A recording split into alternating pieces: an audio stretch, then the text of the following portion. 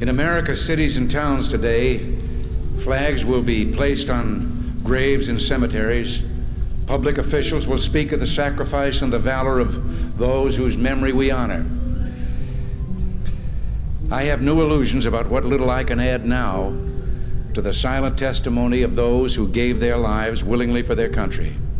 Words are even more feeble on this Memorial Day, for the sight before us is that of a strong and good nation that stands in silence and remembers those who were loved and who, in return, loved their countrymen enough to die for them. Yet we must try to honor them, not for their sakes alone, but for our own.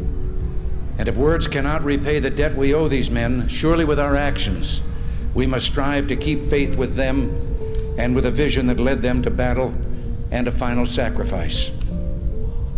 Our first obligation to them and ourselves is plain enough.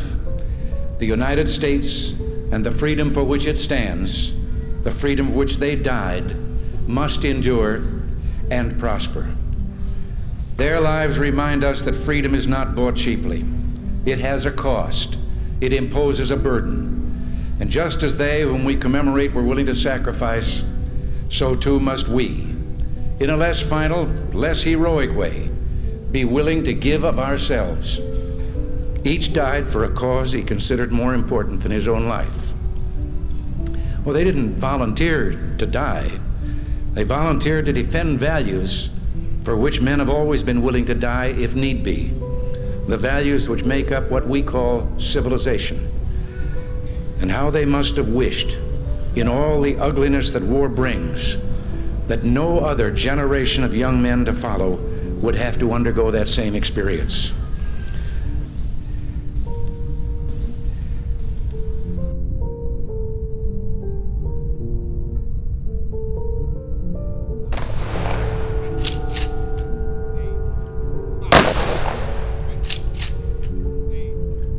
As we honor their memory today, let us pledge that their lives, their sacrifices, their valor shall be justified and remembered for as long as God gives life to this nation.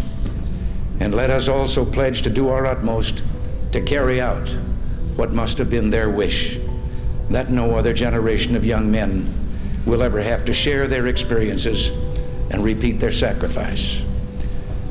Earlier today, with the music that we have heard and that of our national anthem, I can't claim to know the words of all the national anthems in the world, but I don't know of any other that ends with a question and a challenge as ours does. Does that flag still wave o'er the land of the free and the home of the brave?